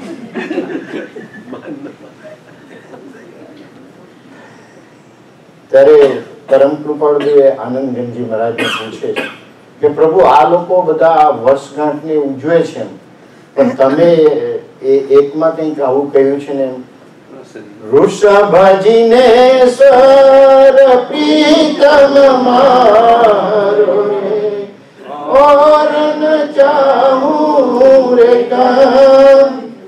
जो साहेब संगन परिहरे भांगे सादियन ऋषभ जिनेश्वर प्रीतम मारो रे. તો ઋષભદેવ ભગવાન સાથે કેટલા વખતની પ્રીતિ કરી છે તમે? એની સાથે કઈ ગાંઠ બાંધી છે? એની સાથેની ગાંઠ બાંધી હોય તેની વર્ષગાંઠ ઉજવો કે મારે તો આવતીકાલે ભક્તિ છે અને તમારે આવવાનું જ છે, તમારે આવવાનું જ છે. અને મીરા તો રડી પડી, પરણું તો પ્રીતમ પ્યારો અખંડ સૌભાગ્ય મારો રાંડવાનો ભય ટાળ્યો રે મોહન પ્યારો. પરણું તો પ્રીતમ પ્યારો, પરણું તો ઋષભદેવ ને પરણું. પેલી પરણવામાં ગાંઠ બાંધવામાં થોડો વખત ઉત્સાહ રહે પણ પછી સંસાર લાંબો થઈ જશે. આની સાથે ગાંઠ બાંધશો તો કઈક સંસાર ઓછો થવાનો સંભવ છે. બાકી આની સાથે ગાંઠ બાંધી હોય ને તે ખરેખર છે. આનંદગંજી કે સારું થયું તો પૂછ્યું પ્રભુને, અમારે લખવાનું થયું, આગળ લખાયેલું છે. પ્રભુ પરમ કૃપાળુ ખૂબ પ્રિય અને એ જ એક પદ આખું સમજાવ્યું પરમ કૃપાળુ. એ જ પદ એક કેટલું સુંદર વિસ્તારથી સમજાવ્યું છે. એટલે આપણે આ બધું અસત પ્રસંગની વાત કરી છે એમ કે, અને જગતના વિષયનું કોઈ પણ જ્ઞાન આપણે જાણ્યું હોય, મળ્યું હોય, કોઈ પણ ગમે તેવા સંપ્રદાયમાં આપણે જઈને બેસી ગયા કે ભાઈ એ બી ધર્મની વાત કરે છે, આ કરે છે, ખબર નથી, કોઈ ગુરુના ફંદમાં આવી જાય તો તે વળી પોતાનું ચલાવતા હોય એમ, અને આજે તો એનો કોઈ પાર રહ્યો નથી પરમ કૃપા જેમ. તો આ અસતમાંથી કોઈ પણ દિવસ સતની પ્રાપ્તિ થવાની નથી. અસતમાંથી કોઈ પણ દિવસ સતની પ્રાપ્તિ થવાની નથી. એટલે આત્મજ્ઞાન એ જ સર્વ દુઃખ અને ક્લેશનો આત્યંતિક ક્ષય કરવાનો ઉપાય છે.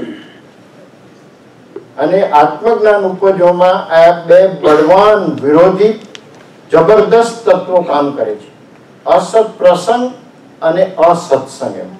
એટલે અસત પ્રસંગ અને અસત પ્રસંગ, અસત્સંગ. અસત પ્રસંગમાં ગયા હોય તો આપણે બધો કેટલો બધો આમ સંસારનું ભેગું કરીને આવીએ છીએ કે જે આપણને કંઈ જાણવાની જરૂર નથી. પણ આપણે જો સાચા મુમુક્ષુ થયા નથી એટલે હજી આપણને આવા પ્રસંગોમાં પ્રલોભન થાય છે, એમાં જવાનું થાય છે. આ આત્મા બધું ક્યારે કચરો સાફ કરી લે, ક્યારે આ બધું કાર્ય કરીશું એમ કે. અને અસત્સંગ, ગમે ત્યાં જાઓ બધા સત્સંગ નામ હોય પણ ત્યાં આત્માનું અનુષ્ઠાન જ નહીં હોય. અહીં કેટલી બધી વાતો ચાલતી હોય, શું ચાલતું હોય, પોતાની વાસના પડી હોય અંદર, પોતાને જ મનાવવા પૂજાવાની કામના વાસના પડી હોય એમ, અને નહીં જેવું કહ્યું હોય છતાં એના અનુભવો તાળી પાડતા હોય. મને નવા લાગે કે આ વચનમાં શું કહ્યું, આમાં શું તમે કહ્યું કે તમે તાળી પાડો છો? This is all pre-arranged. This is all. એમાં આત્માનો કોઈ દિવસ ઉદ્ધાર થાય નહીં, કારણ કે જીવ અસત્સંગથી ઘેરાયો છે. એમ અસત્સંગથી ઘેરાયો છે. તેમાં આ બે એવા પરિબળો છે કે આત્મજ્ઞાન જીવને થવા જ નહીં દે, આત્મા ઉપર વિચાર થવા જ નહીં દે, અને આત્મજ્ઞાન વિચાર કર્યા વિના પ્રાપ્ત થતું નથી. તો પ્રભુ આપણે એમ કહીએ કે હું શું કરું તો આત્મજ્ઞાન મને પ્રાપ્તિ થાય. એમ તમે કહો છો કે આત્મજ્ઞાન પ્રાપ્ત કરો, આત્મજ્ઞાન પ્રાપ્ત કરવા માટે આ વિચાર માટે અવકાશ શોધવો પડશે, તો આત્મજ્ઞાનની પ્રાપ્તિ થશે, તો સર્વ ક્લેશ અને સર્વ દુઃખની નિવૃત્તિ થશે. તો આપણે સહેજે પૂછે કે પ્રભુ હું શું કરું તો આત્મજ્ઞાન પ્રાપ્ત થાય મને એમ. તો પરમ કૃપાળદેવ અહીંયા આત્મજ્ઞાન પ્રાપ્ત કરવા માટે જે આત્મવિચારણા છે, અને જ્યાં સુધી જીવને સંસારથી અવકાશ નથી આત્મવિચાર કરવાનો, ત્યાં સુધી આત્મવિચારણા કરી ન શકે.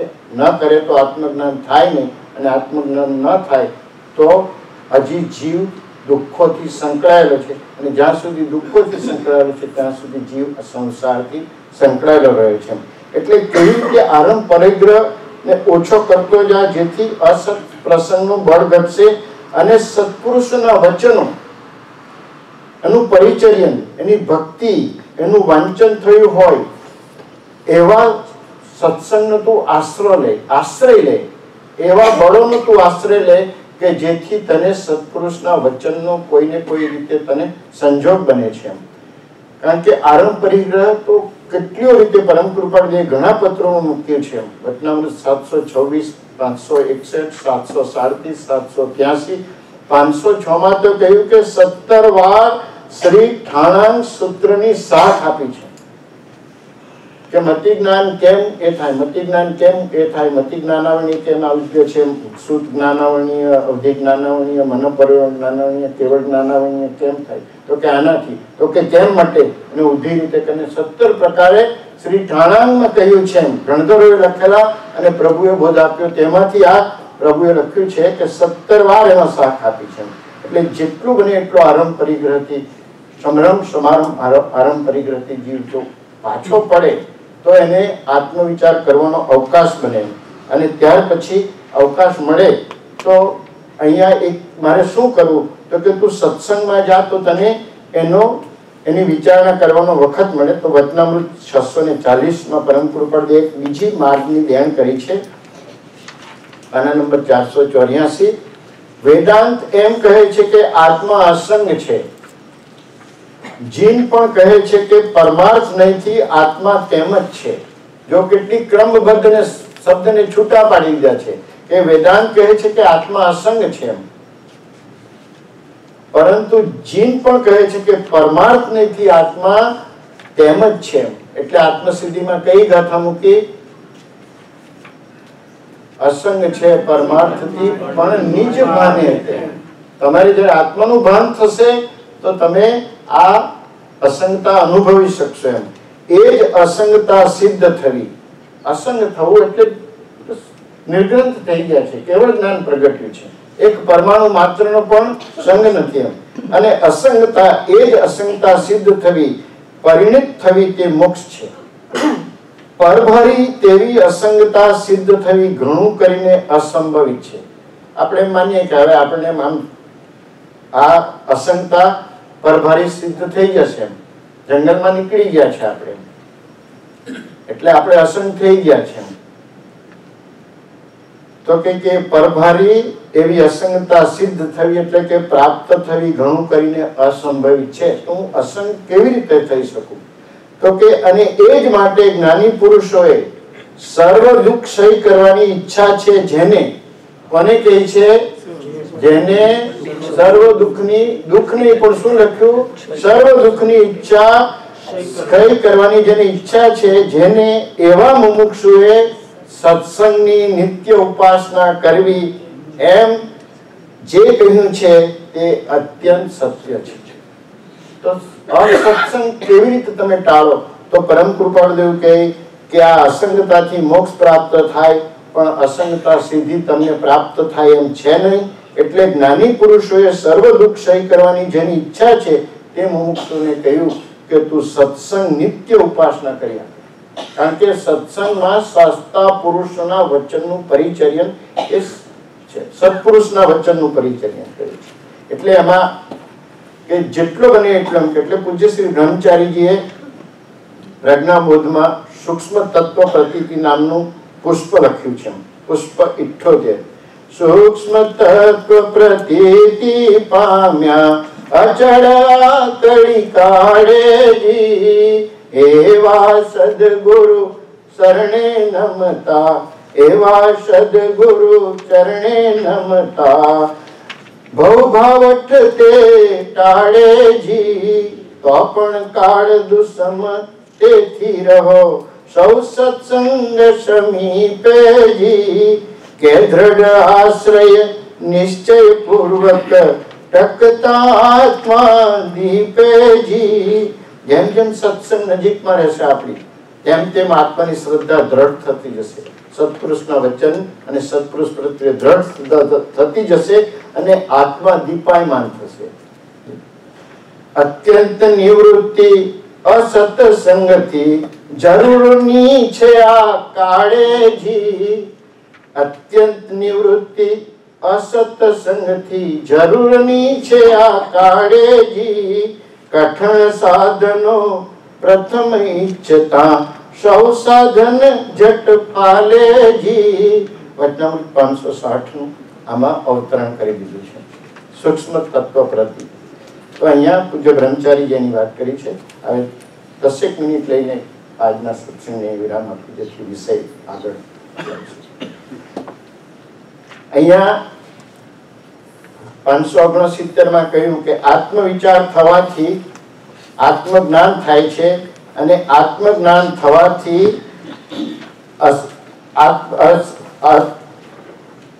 આરંભ પરિગ્રહનું અલ્પત્વ કરવાથી અસત પ્રસંગનું બળ ઘટે છે, અને સત્સંગના આશ્રયથી અસત્સંગનું બળ ઘટે છે, અને અસત્સંગનું બળ ઘટવાથી આત્મવિચાર થવાનો અવકાશ પ્રાપ્ત થાય છે. આત્મવિચાર થવાથી આત્મજ્ઞાન થાય છે, અને આત્મજ્ઞાન થવાથી નિજ સ્વભાવ સ્વરૂપ સર્વ ક્લેશ અને સર્વ દુઃખથી રહિત એવો મોક્ષ થાય છે. તો આપણે અહીંયા પહેલા ભૂમિકા ચોખ્ખી કરી કે આત્મજ્ઞાન પ્રાપ્ત કરવા માટે આત્મવિચારણા જરૂરી છે. આત્મવિચારણા કરવા માટે જીવને અવકાશની જરૂર છે. અવકાશ કેવી રીતે પ્રાપ્ત કરવું? તો કે અસત પ્રસંગની નિવૃત્તિ કર અને અસત્સંગની નિવૃત્તિ કર, જેથી તને જ્ઞાની પુરુષોના વચન. પછી આપણે કહીએ કે મેં અસત પ્રસંગ તો દૂર કર્યો છે, તો અમારે કરવું શું? એટલે કહ્યું કે અસત્સંગ ટાળ સત્સંગથી જ્ઞાની પુરુષોના વચન મળે અને જ્ઞાની પુરુષના સત્પુરુષના વચનનું યથાર્થ ગ્રહણ કર્યા વિના આત્મવિચાર પણ ઉદ્ભવતો નથી. તો મારે કરવું શું? તો કે આ સત્સંગમાં જશે એટલે તને કઈ ને કઈ વાગોડવાનું મળશે. એ કરશે તો આત્મજ્ઞાન પ્રાપ્ત થશે. હવે આપણે લઈએ છીએ વચનામૃત 572 અને પછી 10 મિનિટમાં આ સત્સંગ પરિણામ. આપણે આત્મજ્ઞાન પ્રાપ્ત કરવું છે. આત્મજ્ઞાન પ્રાપ્ત કર્યા વિના સર્વ વિભાવથી ઉદાસીન અને અત્યંત શુદ્ધ નિજ પર્યાયને સહજપણે આત્મા ભજે છે એને શ્રીજીને તીવ્ર જ્ઞાન દશા કહી છે. અને પછી સિદ્ધાંત મૂક્યો કે એ દશા આવ્યા વિના કોઈ પણ જીવ બંધન મુક્ત થઈ શકે નહીં. એ સિદ્ધાંત શ્રીજીને પ્રતિપાદન કર્યો છે. અમે તો માત્ર એમાં પૂરક બનીએ છીએ કે એ અખંડ સત્ય છે, જે અખંડ સત્ય છે. તો કે આમ આત્મજ્ઞાન પ્રાપ્ત કરવામાં જે બળવાન પરિબળો છે, જે વિરોધી બળો છે, એને દૂર કરીને એને અલ્પ કરવાના કહ્યા છે. કેટલી જાગૃતિ સાથે આ વચનો લખે છે. એમણે એમ નથી કહ્યું કે તમે સરસંગ પરિત્યાગી લો, તમે સંસારી જીવો છે એમ તો કાલે ઉઠીને ખાવાનું જોઈશે, કઈ ને કઈ જોઈશે, છોકરાઓ ભણાવવાના છે, કપડા લત્તા લેવાના છે, એટલે એમણે કહ્યું કે અલ્પ કર, તારી આજીવિકા ચાલે એટલું કરે. ના નથી કહી દીધું છે. પૂરેપૂરી જાગૃતિ સહિત વચનામૃત લખાયું છે. પૂરેપૂરી જાગૃતિ સહિત વાંચો તો ખ્યાલ આવે. અલ્પ કરવાનું કહ્યું છે. ના કેમ કહી દીધું નહીં કે બંધ કરી દો? અલ્પ કરવાનું કહે છે કે તમારી આજીવિકા પૂરતું જો હોય તો બસ છે. જો તું તારું આજીવિકા પૂરતું કમાઈ શકતો હોય તો પેલું ઉપાધિમય રાજસુખ ઈચ્છી તારો આજનો દિવસ અપવિત્ર કરીશ નહીં. પુષ્પમાળામાં પણ આપણને તો હંમેશા ઉપાધિ ગમે છે, કારણ કે ઉપાધિથી જ જીવન અત્યાર સુધી ગાળ્યું છે. એટલે ઉપાધિ વગર ઘરે આવે 65 વર્ષથી નિવૃત્ત થઈ ગયા. મને ઘણા પૂછે તમે શું કરો કે 24 કલાક તો કા પછી તમે આવો કોઈક વખત તો ખ્યાલ આવે. કરવું શું?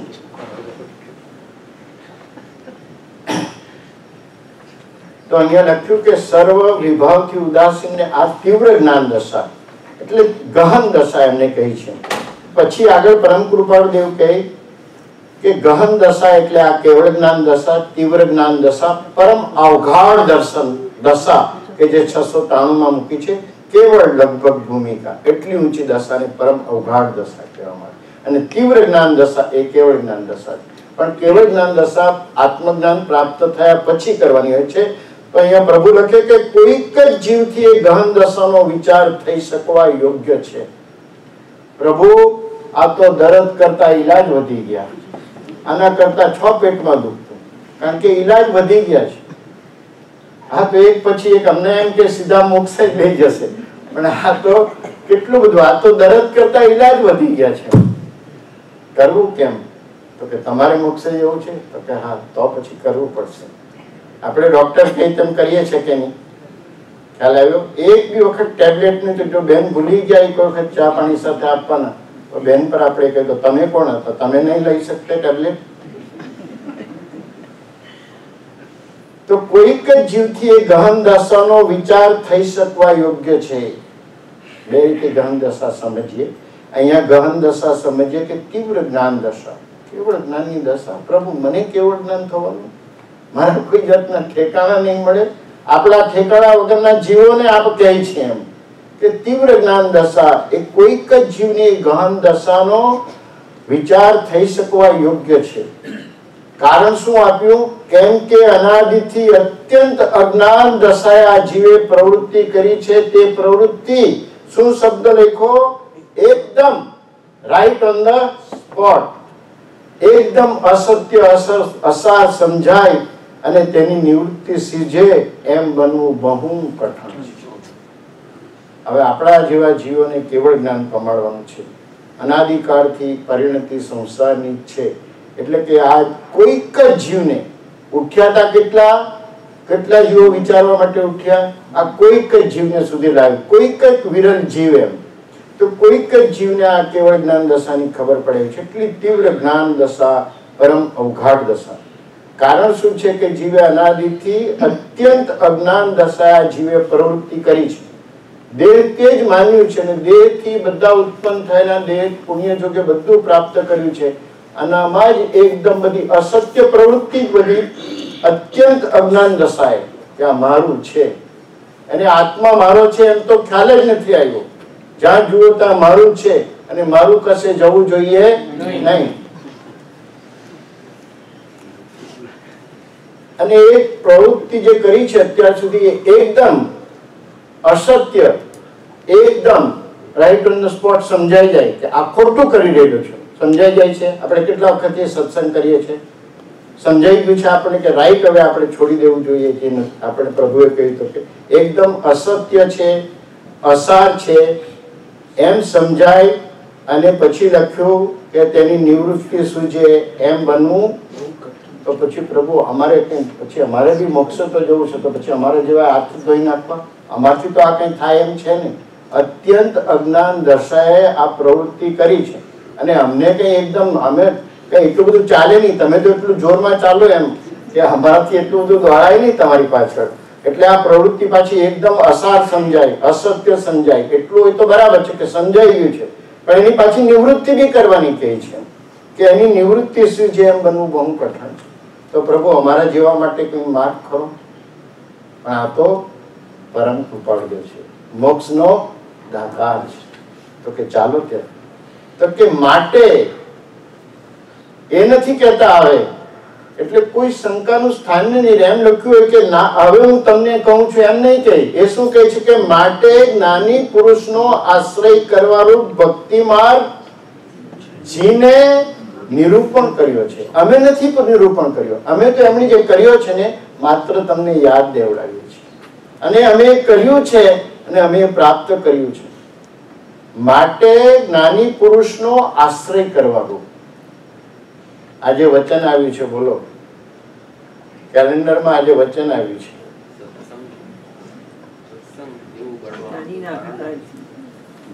પણ બીજું કેલેન્ડર બી છે ને, બીજું કેલેન્ડર પણ આપણી પાસે છે.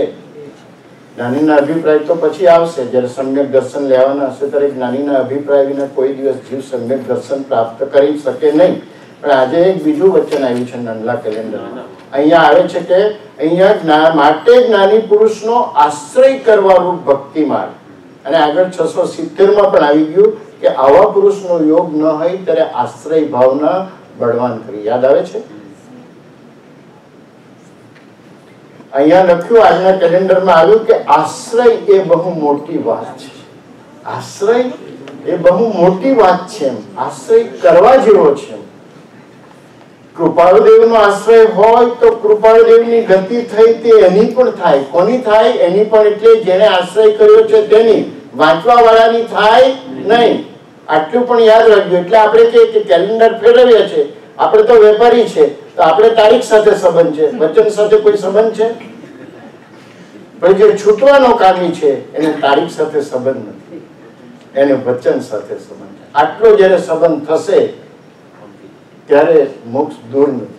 તો અહીંયા કહ્યું કે આશ્રય એ બહુ મોટી વાત છે, આશ્રય કરવા જેવો છે. કૃપાળુદેવનો આશ્રય હોય તો કૃપાળુદેવની ગતિ થઈ તે એની પણ થાય, અને પછી મોક્ષે જાય.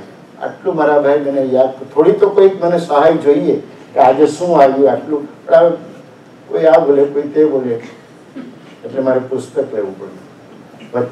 બોધામૃત 1 પાના નંબર 352. અને આ બધી યુગનો જો પરમ કૃપાળુદેવ કેવો આશ્રય ભક્તિવાર મૂકી દીધો છે, જુદી જુદી જગ્યાએ આપ્યો છે. પરમ કૃપાળુદેવ 693 ના પત્રમાં પણ કહ્યું, જ્ઞાન માર્ગ, ભક્તિ માર્ગ અને ક્રિયા માર્ગ. માર્ગ આપ્યો અને પછી તેમાં દીવાદાંડી પાછી મૂકી કે આમ કરશો તો આમ થશે, આમ કરવા જશો તો આમ થશે. એટલે અમારું કહ્યું તમે માનો કે આ જે ભક્તિ માર્ગ છે એ કોઈક જ મહાત્માને બાદ કરતા બધા જ મહાત્માઓએ ભક્તિ માર્ગનો આશ્રય લીધો છે. ભક્તિ માર્ગ આ છે, આશ્રય કરવાનું ભક્તિ માર્ગ જીને નિરૂપણ માર્ગ કર્યો છે. અને પછી શું લખ્યું કે આ આપણું કામ થઈ ગયું. આવે એકદમ કઠણ વસ્તુને એકદમ હાથમાં આપી દીધી. ભોલા દાદા છે ને, એ પહેલા અહીંયા આવેલા ત્યારે કે મને શાંતિભાઈ તમે તો મને બધા દેવોના દર્શન કરાવી દીધા. પછી થોડીક વાર એમને વાંચન કર્યું તેમ એમ બોલ્યા કે આ જીવ એટલો આળસુ થઈ ગયો છે કે રત્ન તો દરિયામાં હોય અને તે પણ કિનારા પર તો છીપલા જ હોય. એ તો ઊંડે ઉતરે મરજી વાત તો એમ. અને આ પુરુષે કથરોટ એટલે એમાં લાવીને મૂકી દીધો છે. પણ મેં લાંબીબાઈનું પહેર્યું છે ને તમારી બાઈ પલ્લી જાય એટલે એટલો પણ આપણે પરિશ્રમ નથી કરતા કે બાઈ ચડાવીને અંદરથી રત્ન લઈ લેવાનું. હવે એમનો વાત છે કે આપણો વાત છે. એટલે પરમ કૃપાળુદેવ કહે કે આ માર્ગ આરાધવાથી સુલભપણે જ્ઞાન દશા ઉત્પન્ન થાય છે. આરાધવાનો આશ્રય ભક્તિ માર્ગ અને ઉત્પન્ન થાય જ્ઞાન દશા. જ્ઞાન દશા થાય તો તીવ્ર જ્ઞાન દશા આવે અને તીવ્ર જ્ઞાન દશા આવે તો સર્વ દુઃખનો ક્ષય થાય અને સર્વ દુઃખ નથી તો પછી સંસાર નથી. આટલો સરળ માર્ગ આપ્યો છે. સત્પુરુષોનું યોગ બળ જગતનું કલ્યાણ. આ હું બોલું.